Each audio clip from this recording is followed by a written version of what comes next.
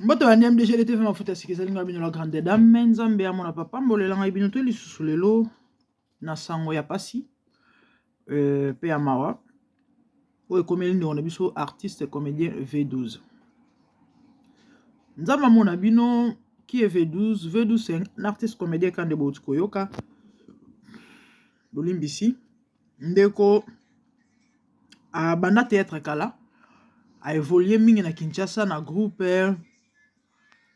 comme Kimi bolimbisa mais ouh mon dieu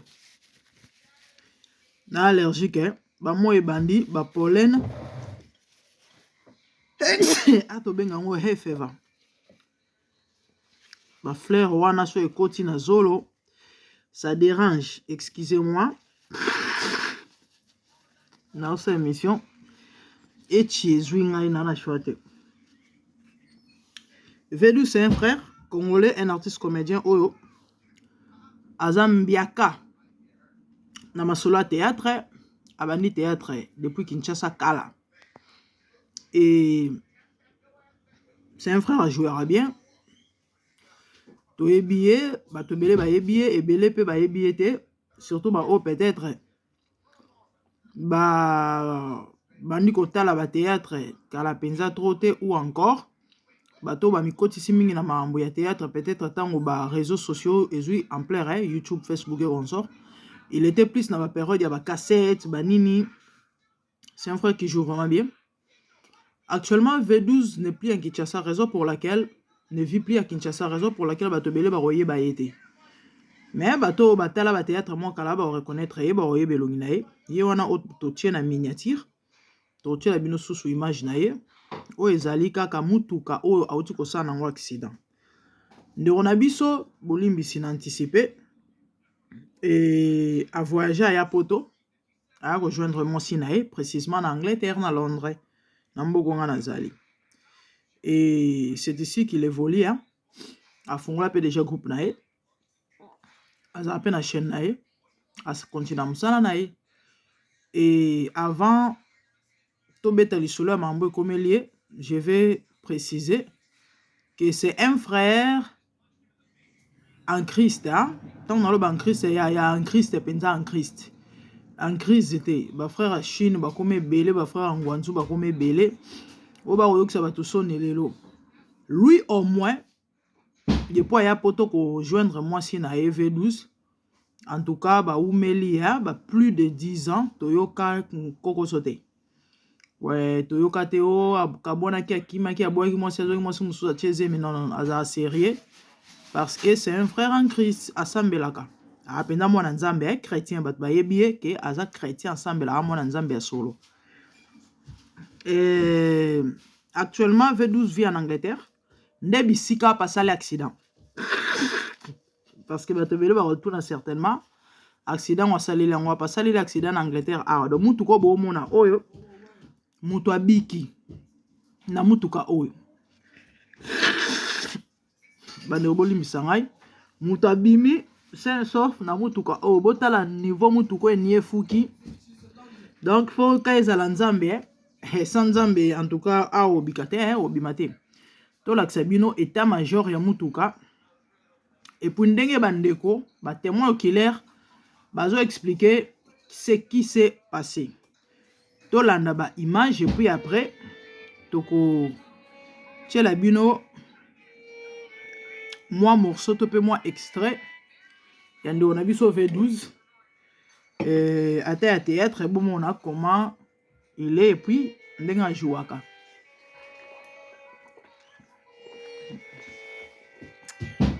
donc mutuka yango o monde qu'on a vu sur bimi bota niveau mutuka ni fuki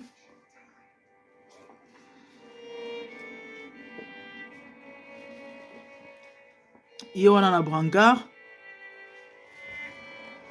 wana police na ambulance police parce que na baka boye il faut nyos mi balezala ambulance police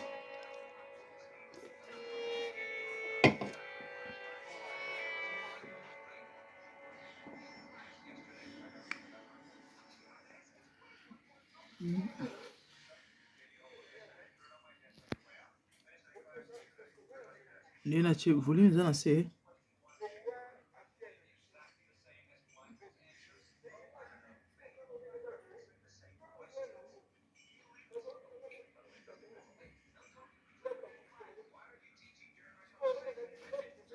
Tato oloba nini nzambe na ngai bandeko bolimbisa na meka koverifie bino volume ya na se yango wana po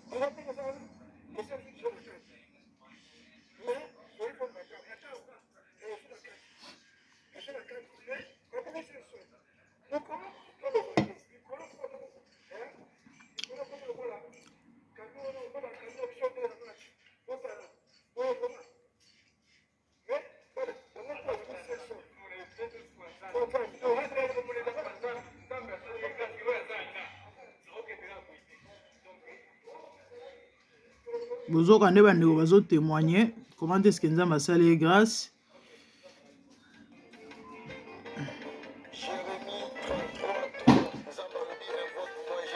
Baimage bamusike boye ezala bankokoso ya okomela biso baproblème. Attendez, bamusike oulala ne s'attendait même pas, mais bon, nous rendons gloire à Dieu pour tout. Et voilà, donc c'était ça, et puis les amis V12 oyo zali toche bino mo extrême musala sala raye yo o azoko kosala ba geste na maboko o équipe na ya bandeko à travers na bango adonner dimier volume na yo o équipe à travers na bango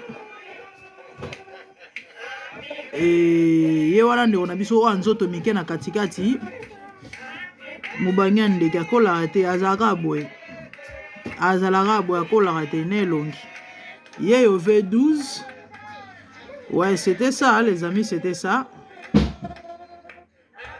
Donc, surprise, bah, ça là qui est.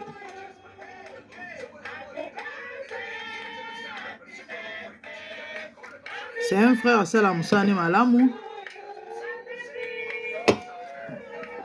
À ça, la paix, film bien. So, ok, bobetika groupe Océan à YouTube.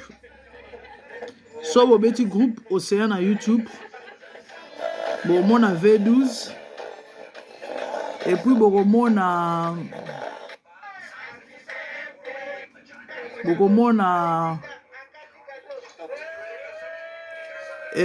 ba film nae en tout cas quand ça va filmer souvent et puis voilà et puis ba histoire n'est rappelé bien ye wana wa fungoli campagne champagne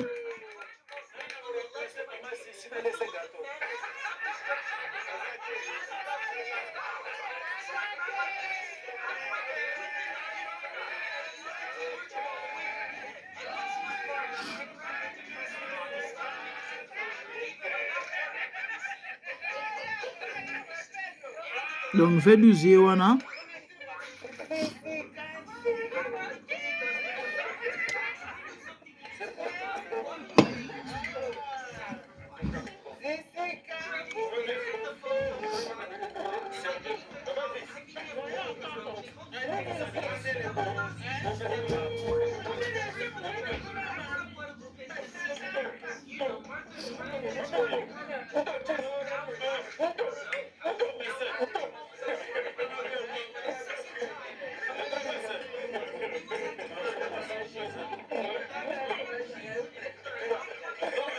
les amis, c'était ça et juste pour nous informer bino nouvelle comme l'inde wonabiso, c'est important. Aza artiste, aza star ndeto benga to pende to lobaka et c'est un frère à Ebanipe.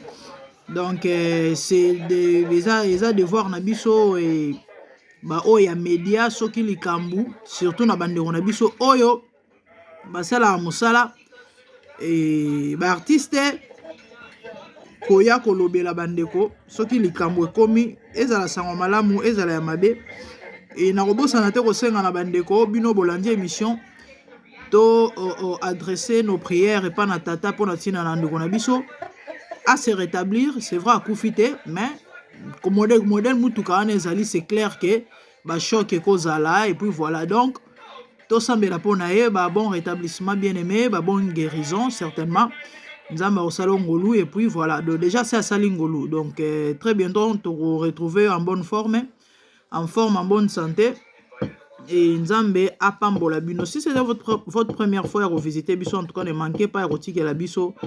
Moi j'aime, moi libonné et si je suis allé mon commentaire et ça bien. Que Dieu vous bénisse. Nous sommes à la fin.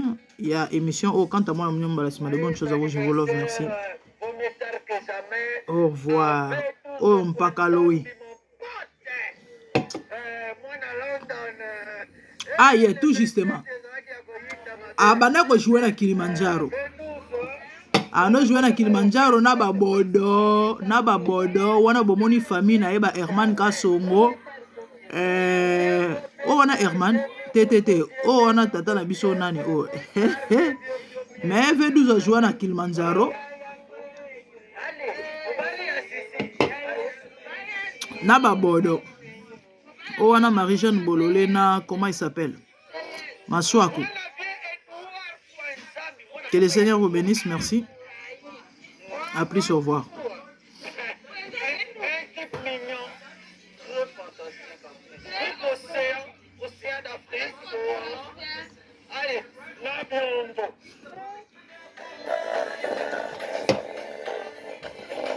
Oh, publicité Michel Bakene, bazo sala. Bon, et si de toute façon, c'était ça, merci.